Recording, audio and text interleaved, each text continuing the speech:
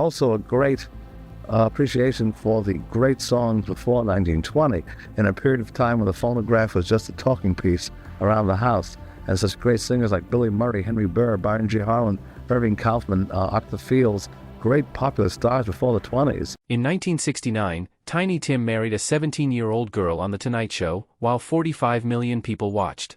But that was just the beginning of his bizarre downfall, his obsessive behavior, his fascination with adult diapers, and the offensive Christmas song that ended his career.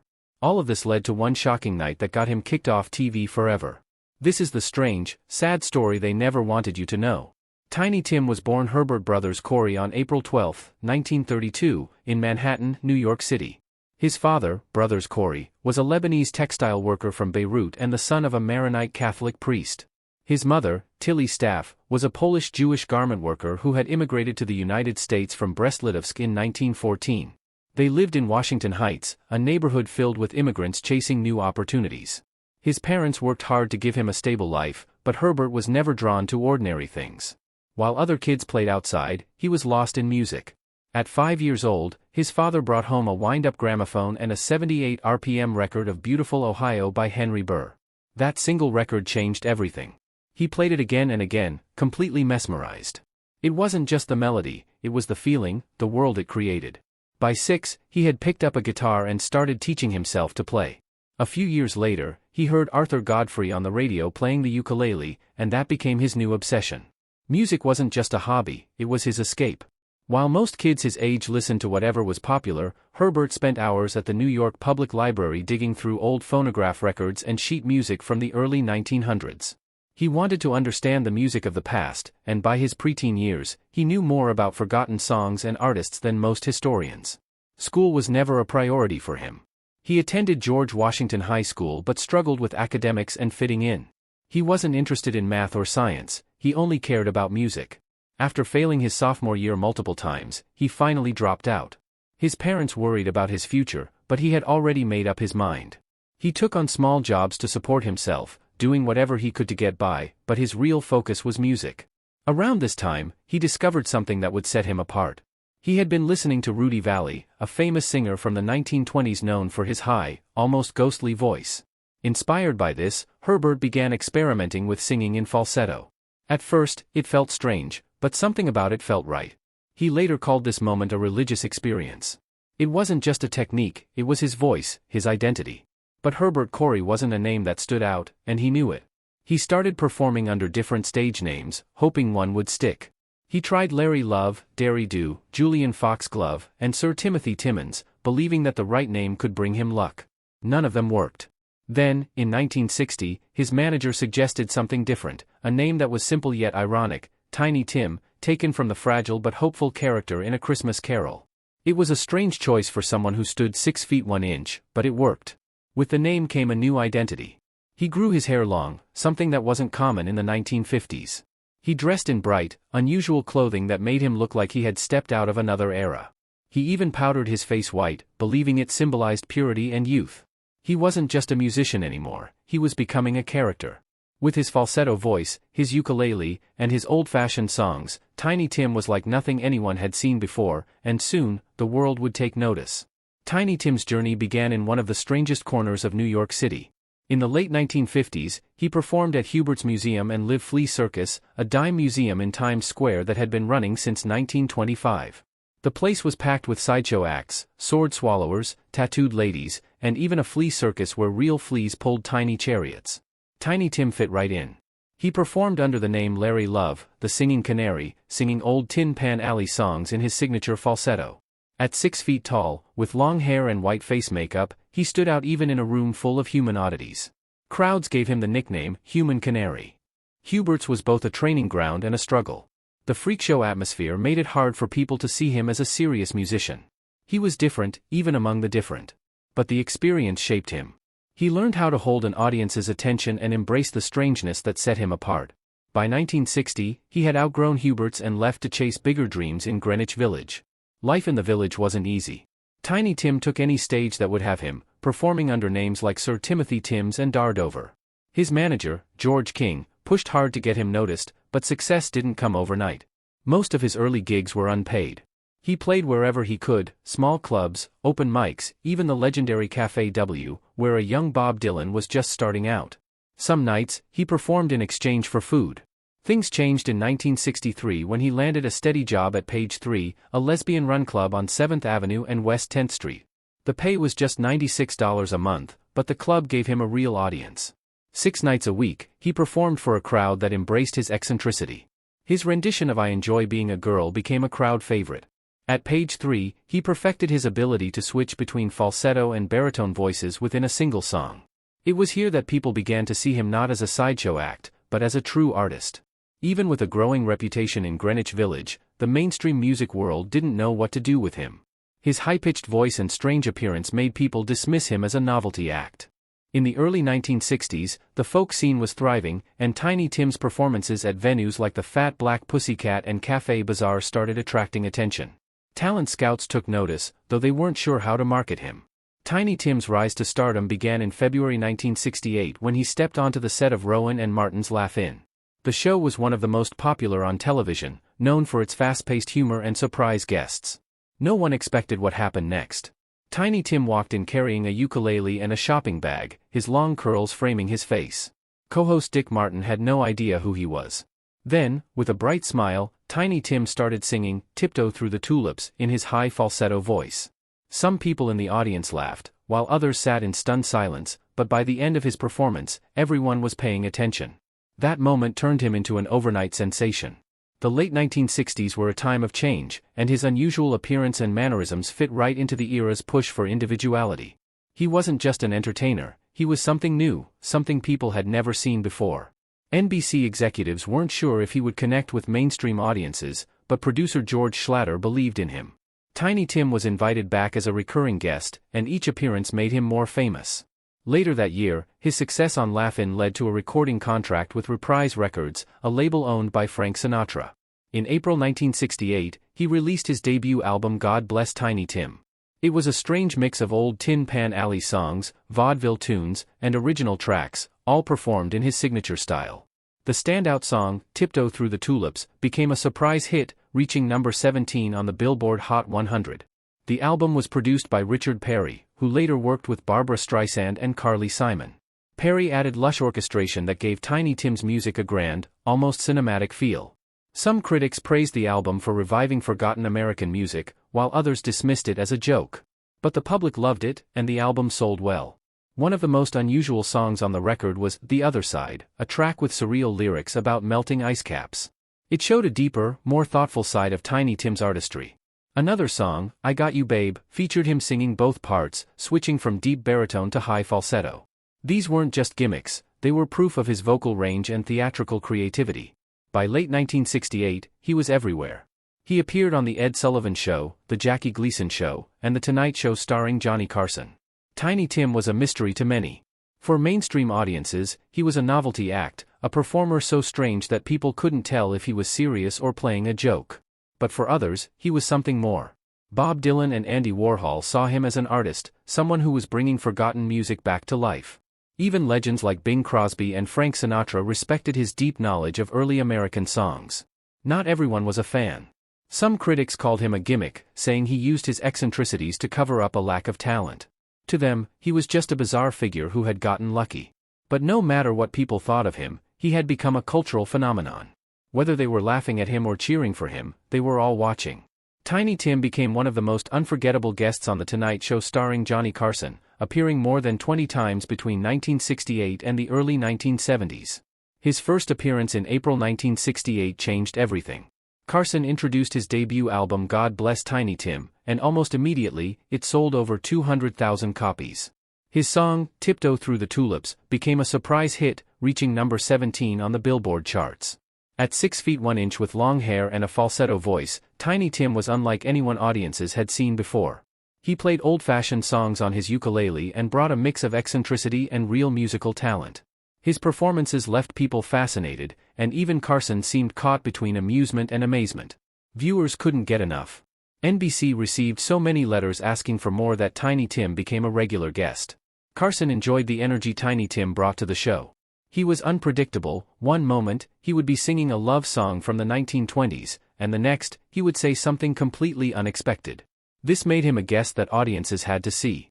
But while many people loved him, others weren't sure if he was serious or playing a character. Either way, he was one of the most talked about figures of the time. By the mid-1970s, things changed. Public tastes moved toward rock music and mainstream pop. The novelty that had made Tiny Tim a star started to wear off. His appearances on The Tonight Show became less frequent, and his fame began to fade. But his time with Carson had already made history. On December 17, 1969, Tiny Tim had his biggest moment yet. He married 17-year-old Victoria Buetinger, known as Miss Vicky, live on The Tonight Show. It was a television event like no other. An estimated 45 million people tuned in, nearly 1/4 of the U.S. population in the 1960s. Only the moon landing had drawn more viewers. Carson made sure everyone knew it was real. During his monologue that night, he told the audience, "People have thought we've been kidding about Tiny Tim being married on the show. We are not." The set was decorated with thousands of Dutch tulips. When the ceremony ended, Carson toasted the couple with milk and honey instead of champagne, just as Tiny Tim had requested. The wedding was so big that crime rates reportedly dropped that night because so many people stayed home to watch. Tiny Tim later called himself the hottest talent in the whole country. But his marriage didn't last. He and Miss Vicky separated after 8 years. They had one child together before divorcing. Even though their relationship ended, the wedding remained one of the most famous moments in television history. Carson had a real appreciation for Tiny Tim. Some guests were treated as novelties or jokes, but Tiny Tim was always given space to talk. He had an incredible knowledge of early 20th century music and could discuss old songs and forgotten artists in detail. Carson seemed to respect this and often let him share his passion with the audience. Tiny Tim also had a way of surprising Carson during one appearance. He casually announced his plans to marry Miss Vicky, leaving Carson momentarily speechless. No matter how strange things got, Carson handled it with humor and let Tiny Tim be himself. Carson also seemed protective of him. The audience laughed at Tiny Tim's eccentricity, but Carson made sure it never turned into outright ridicule. He found a way to keep things fun while showing real respect, which made Tiny Tim's appearances stand out even more. By the late 1970s, Tiny Tim's time in the spotlight had passed. His act, once exciting and fresh, struggled to keep up with changing times. He continued performing in smaller venues like community centers and circuses, but the massive TV appearances were over. The biggest blow came when Reprise Records dropped him. Without a label backing him, his career took a sharp downturn. Instead of giving up, he tried to take control of his own future. In 1971, he started Victim Records, a name that combined his with his wife's, Miss Vicky. Over the next year, the label released 5 singles, but none of them gained traction. The project failed, and Victim Records folded by 1972. Not long after, he started another label called Toilet Records, a name that reflected how he felt about his career at the time. He kept recording music through the 1970s and 1980s, but only for smaller labels. His albums found limited success, and some were only released overseas. With his mainstream career fading, he turned to any venue that would have him. He played at community centers, high school theaters, and even took his act abroad. In the late 1970s, he recorded albums in Australia, but they were only produced in small batches and never reached the US market. He wasn't selling out major venues anymore, but he was still performing. If nothing else, Victim Records proved one thing: Tiny Tim wasn't ready to walk away from show business. By the late 1970s and into the 1980s, he found work in places most former stars wouldn't dare go.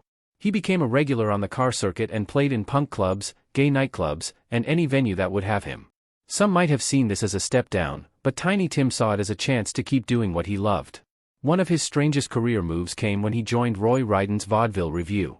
This traveling show featured forgotten stars and odd novelty acts performing in small venues across America.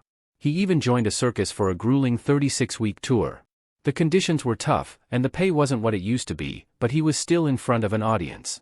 Despite being far from his Las Vegas heyday, he found an unexpected following in the punk rock scene. His bizarre style and refusal to conform fit well with the rebellious spirit of punk music. He even performed with Brave Combo, a Texas polka band known for their experimental sound.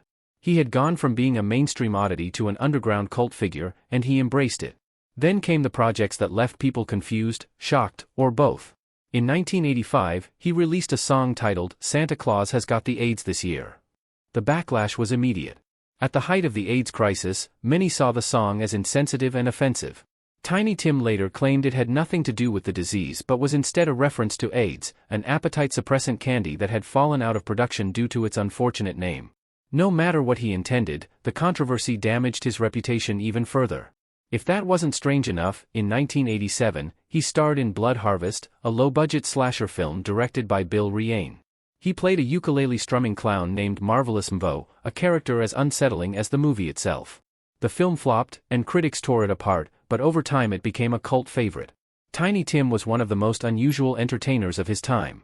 His high-pitched voice and love for old songs made him famous, but his personal life was even stranger.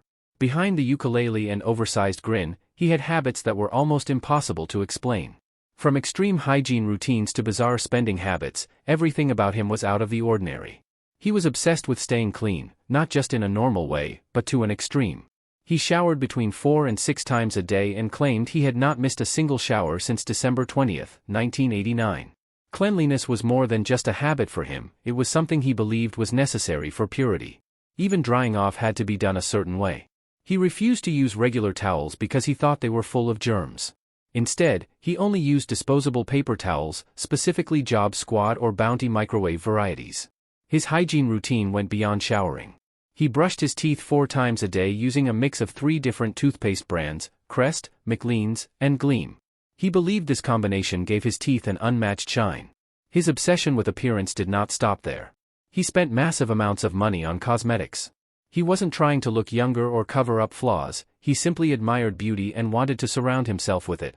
Sometimes he bought makeup just to feel closer to beautiful women. His managers constantly complained about his spending, calling it reckless and childish. Some of his other habits were even more unusual.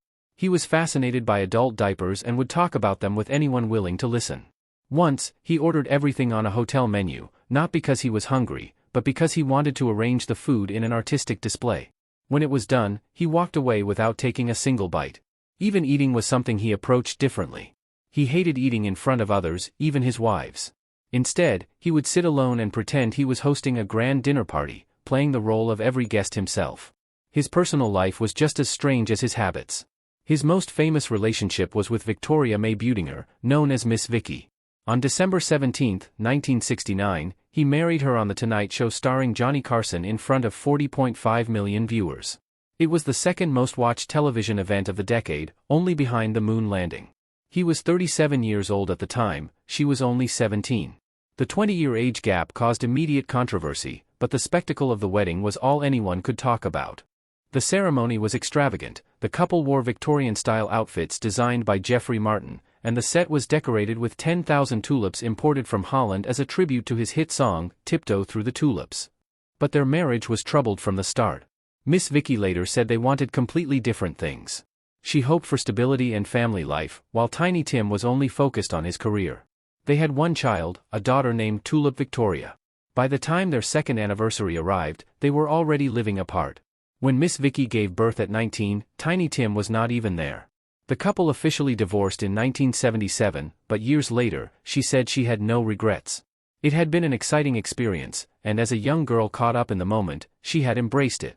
Tiny Tim married twice more. In 1984, he married John Alvis, whom he called Miss John, but the marriage lasted only 6 months before they separated. People close to him said his unpredictable behavior and reluctance to settle down were part of the problem. His third wife, Susan Marie Gardner, known as Miss Sue, had been a fan of his since she was 12 years old. Their relationship started when she reached out to him during a tour. When they met for the first time, he immediately asked if she considered herself attractive. Despite the awkward beginning, they eventually married in August 1995 and lived together in Minneapolis until his death. One of the strangest things about his relationships was his view on commitment. On his wedding night with Miss Vicky, he told her he still planned to see other women. She was shocked, but this was simply how he saw relationships. He lived in his own world, following his own rules. Whether it was hygiene, money, or marriage, Tiny Tim never did things the way people expected. Tiny Tim's love for performing never faded, even when his body started failing him. On September 28, 1996, he stepped onto the stage at the Uka Expo in Montague, Massachusetts. He was 64 years old and had spent decades entertaining crowds with his ukulele and signature falsetto. That night, he barely made it through his first song as he stood in front of 135 people. He suddenly collapsed face-first onto the stage. The The audience sat frozen in shock before paramedics rushed in. Some people started crying, fearing the worst. He was taken to Franklin Medical Center in Greenfield, where doctors fought to stabilize him. He spent 11 days in intensive care before being discharged in serious condition. His heart was only working at 40% capacity. He had diabetes, congestive heart failure, and other serious health problems. Doctors warned him to stop performing. They even recommended heart surgery, but he refused. He didn't want scars, he wanted to keep the heart he was born with, no matter what. Despite everything, he kept pushing forward. He wasn't ready to give up the stage. 2 months later, on November 30, 1996, he arrived at a benefit concert for the Women's Club of Minneapolis. From the moment he stepped inside, it was clear something was wrong. He nearly fell at the entrance and struggled to climb the stairs. His wife, Susan, begged him to sit down and rest, but he refused. He had a show to do. By the time he took the stage, most of the audience had already left because of earlier delays, but that didn't stop him. He played a few songs before ending with his most famous one, Tiptoe Through the Tulips. As he sang, he suddenly stopped. He turned to Susan and told her he wasn't feeling well. She tried to help him back to their table, but before they got there, he collapsed. Paramedics performed CPR on the spot. They rushed him to Hennepin County Medical Center and spent over an hour trying to revive him. At 11:20 p.m., he was pronounced dead. Cardiac arrest had taken him. Susan later said that his last moments were peaceful. She believed he didn't feel any pain. The last thing he heard was applause. Tiny Tim spent his life devoted to music, and in the end, he never let it go. Tiptoe Through the Tulips began as a love song in 1929 before taking a strange turn decades later. It was first recorded by Nick Lucas, a singer known for his smooth crooning style. Written by Al Dubin and Joe Burke for the Warner Brothers musical Gold Diggers of Broadway, the song played during a scene where dancers moved through a field of tulips. Lucas's version became a massive hit, selling over 3 million copies and becoming one of the first records to surpass 2 million in sales. For years, it was remembered as a charming tune from the Roaring Twenties. Then came Tiny Tim in 1968. He performed the song on Rowan and Martin's Laugh-In, and everything about it felt different. His high-pitched falsetto, paired with a ukulele, turned a once romantic ballad into something completely unexpected. Over time, the song found a new identity. It went from charming to bizarre, then from bizarre to unsettling and insidious. In 2010, it was used in moments of supernatural horror. The contrast between the cheerful melody and the terrifying visuals turned it into one of the creepiest musical choices in modern cinema. What was once a love song had become a symbol of unease. Even after all these years, Tiptoe Through the Tulips still lingers in pop culture. It has been featured in cartoons, advertisements, and countless media references. It remains unpredictable, shifting between nostalgia, humor, and horror, depending on where it appears. Thanks to Tiny Tim, a song from 1929 became more than just an old tune.